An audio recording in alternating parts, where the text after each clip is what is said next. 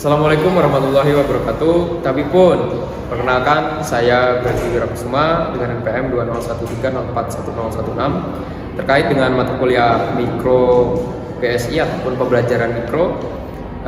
Saya di sini akan membuat ataupun menayangkan video cara mengajar yang berfokus pada variasi-variasi 10 variasi mengajar. Silahkan disimak. Terima kasih.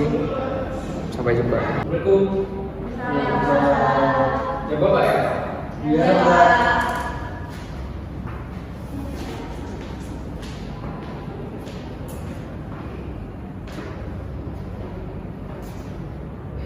Oke, nggak telat ya Bapak ya? Ya Pas kan tentunya? Pas Pak. Oke. Sudah sarapan semua? Udah Pak. Baik, sudah siap ya untuk memulai pembelajaran pada hari ini. Untuk awali terlebih dahulu, Assalamualaikum warahmatullahi wabarakatuh. Waalaikumsalam warahmatullahi wabarakatuh. Selamat pagi dan salam sejahtera.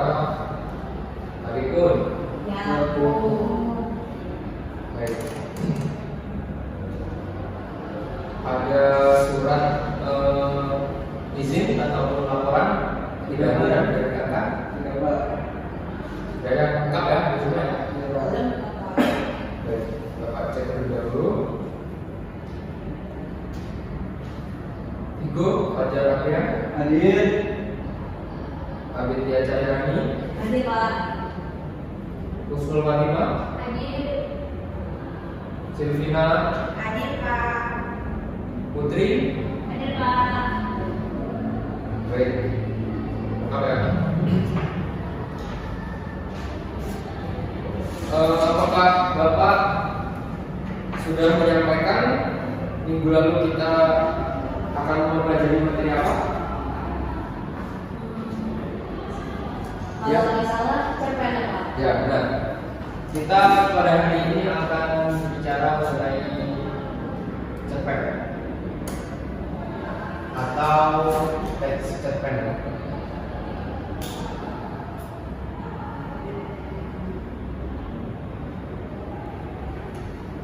Banyak para pakar yang mendefinisikan mengenai cerpen. Namun sebelumnya Bapak ingin mengetahui dulu dari kalian, tidak perlu pendapat pakar ataupun yang secara ilmiah ya. Menurut pengetahuan kalian saja, cerpen itu apa dari itu?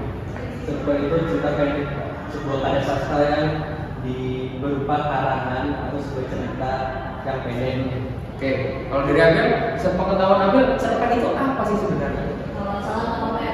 Ya, Kalau saya cerpen itu cerita yang bisa dibaca sekali dulu Pak. ya. Cerpen itu merupakan cerita yang dijelaskan oleh Bijasi. Cerita singkat yang harus memiliki bagian terpenting yakni perkenalan, pertikaian, dan penyelesaian. Menurut kalian tadi cerpen sudahlah benar. Intinya adalah cerpen itu merupakan sebuah cerita yang singkat atau yang dapat dibaca dalam kurun waktu sedikit, tidak terlalu panjang.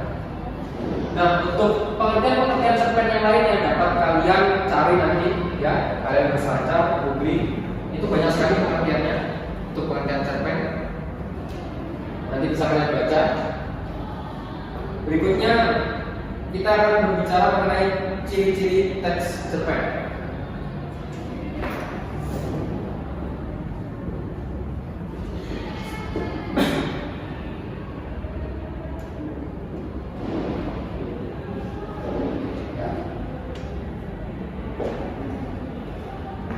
Cerpen memiliki ciri-ciri ya. Yang pertama itu cerpen biasanya terdiri atas 1.600 sampai 10.000 kata.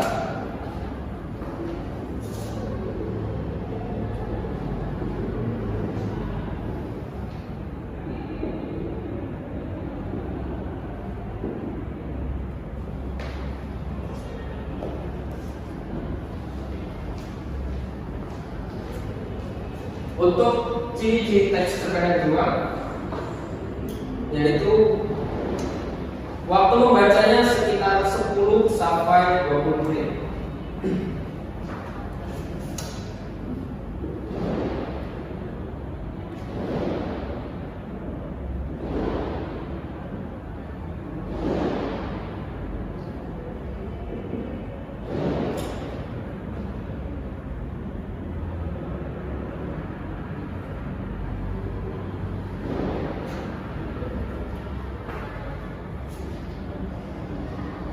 Lalu yang ketiga yaitu ceritanya lebih ringkas atau fokus pada satu subjek atau tema.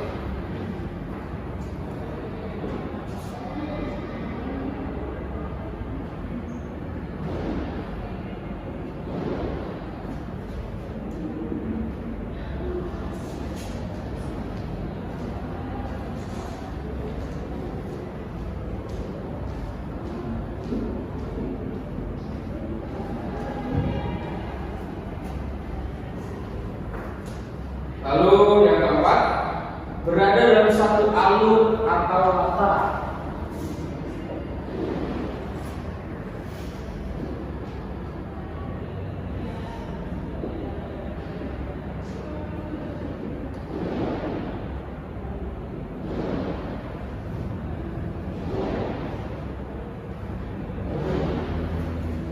Dan yang terakhir, diksinya sederhana.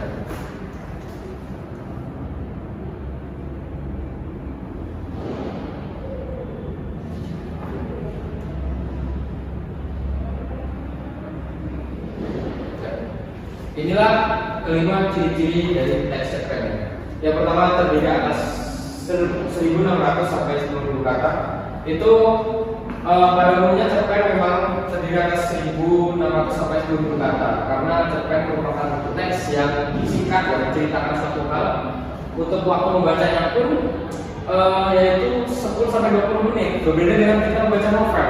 Biasanya kita ketika membaca novel bahkan bisa menghabiskan waktu berhari-hari ataupun beberapa hari ke depan untuk melakukan satu novel. Kalau cerpen hanya butuh waktu 10 sampai 20 menit. Ya. Kemudian yang ketiga lebih ringkas, fokus pada satu subjek atau tema. Ya. Cerpen biasanya lebih ringkas, lebih fokus pada satu subjek ataupun tema.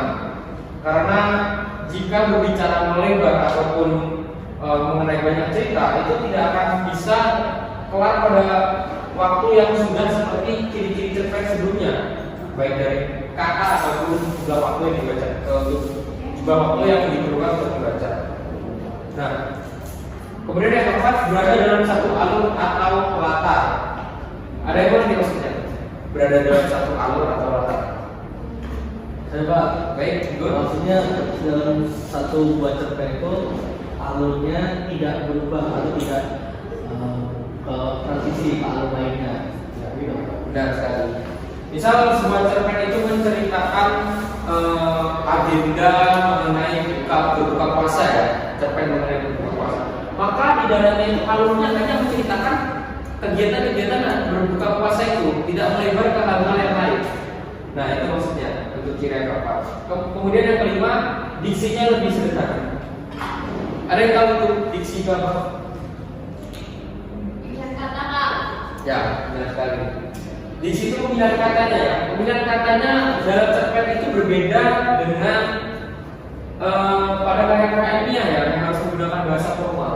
Jadi cerpen ini dibolehkan menggunakan diksi-diksi yang sederhana agar terkesan lebih menarik dan juga memantik minat pembacanya. Nah ini adalah ciri-ciri teks cerpen. Kemudian kita beralih pada strukturnya. Maaf. Bapak salah. Kita akan beralih kepada unsur sekarang, yaitu ada unsur intrinsik dan juga ekstrinsik.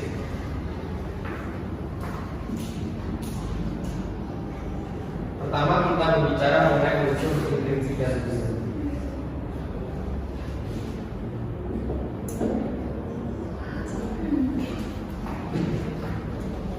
Unsur intrinsik cerpen atau teks cerpen yang pertama itu tema.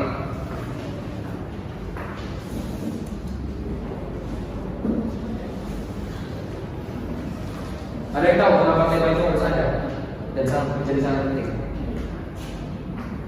Supaya tidak cerita yang ditulis tidak melebar kemana-mana. Ya, benar.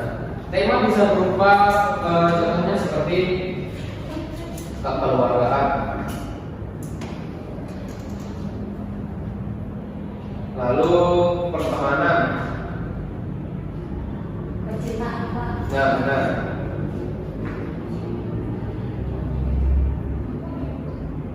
Percintaan. Nah, tema bisa apapun ya, yang berkaitan dengan hal-hal umum atau sifatnya bisa dijadikan sebuah cerita yang menarik ya. Salah satunya seperti yang disebutkan Abel tadi, yaitu percintaan itu mungkin sangat akan menjadi tema yang sangat menarik dan juga banyak dibuat cerpen oleh penulis. Berikutnya yang kedua yaitu latar.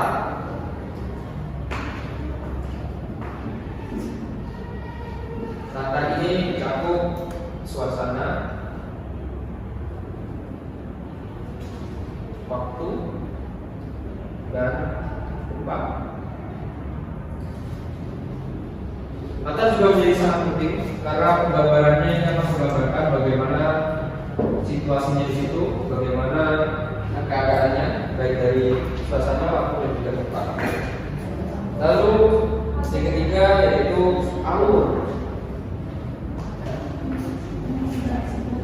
Alur cerita.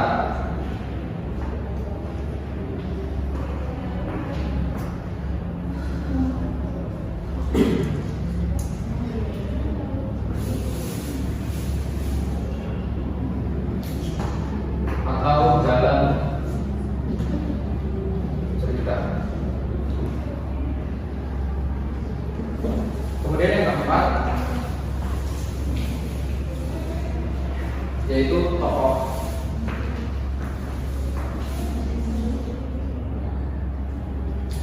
Dan yang kelima sudut pandang.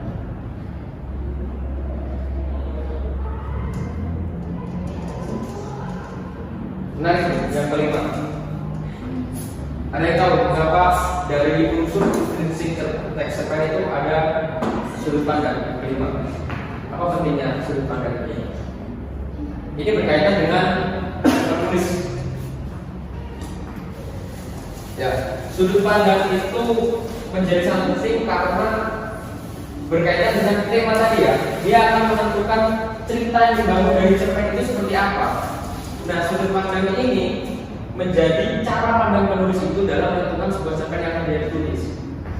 Menjadi sangat penting. Nah, kemudian kita akan berbicara mengenai unsur ekstensif.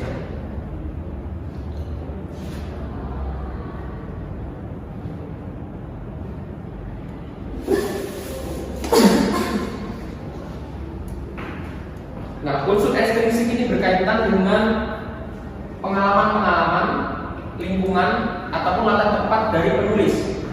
Misal Vigo ingin membuat cerpen. Ketika Vigo ingin membuat cerpen, biasanya dia akan bercerita mengenai pengalamannya.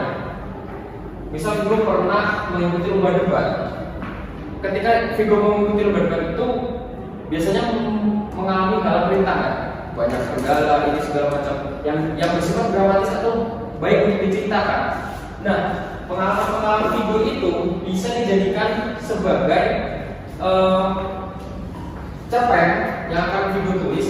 Nah, inilah yang dimaksudkan dengan unsur ekstrinsiknya. Hal-hal yang berkaitan dengan latar pengalaman, latar tempat, lingkungan, ataupun hal-hal yang berkaitan dengan penulis itu. Kemudian untuk tugas, Bapak berikan yang ada. Iya. Bapak akan memberikan tugas untuk kalian mencari struktur. Mohon dicatat tugasnya. Ya, struktur teks cerpen nanti mau dicari dan akan Bapak tagih pada minggu depan. Dari uraian ataupun penyampaian Bapak dari awal tadi, adakah yang ingin kalian tanyakan? Saya Pak. Baik, silakan aja. Pak, kan saya kan membuat misal Pak, saya membuat cerpen. Nah, cerpen cerpen itu terinspirasinya dari kisah nyata diri saya gitu Pak. Gimana sih Pak caranya biar kisah nyata saya itu pas di cerpen itu bisa ditulis di cerpen? Nah, baik. Bagus sekali ya pertanyaan Anda.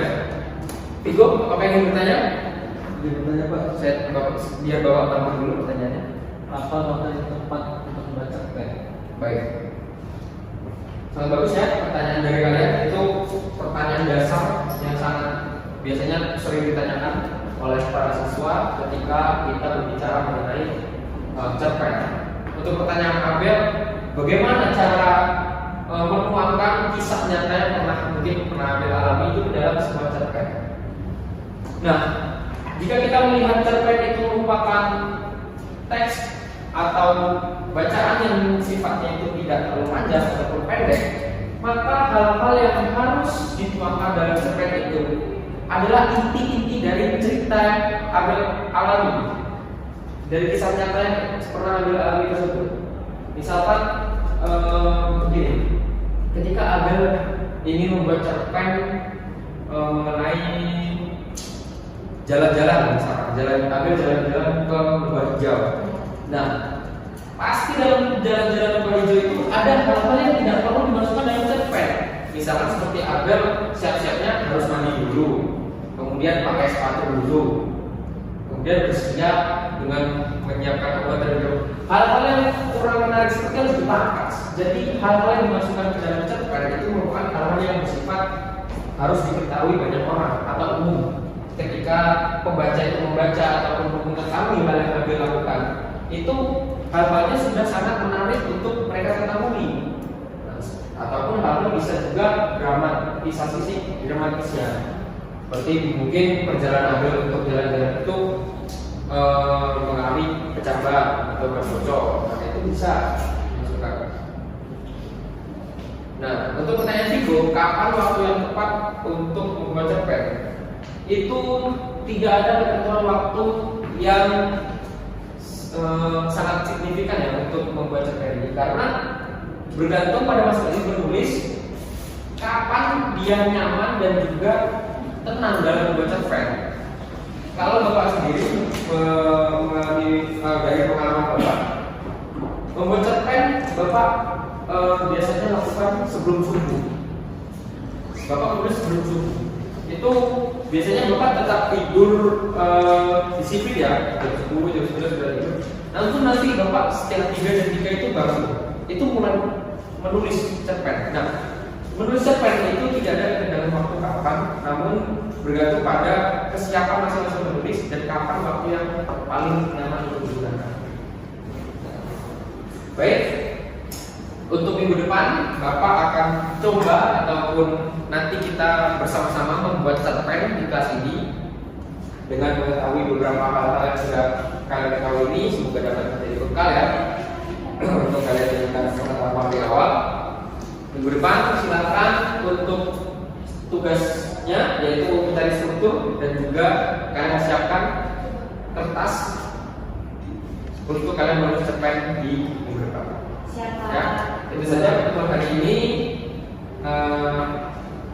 Baiklah, kawan-kawan, anak-anak, kita akhiri mungkin saja pembelajaran kita pada pagi hari ini. Silakan juga kita bahas untuk memimpin doa. Siap-siap doa mulai. Selesai. Oke, Bapak akhiri ya. Assalamualaikum warahmatullahi wabarakatuh.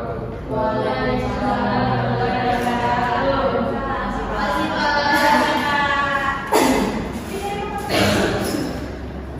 Lanjut ya. Nah.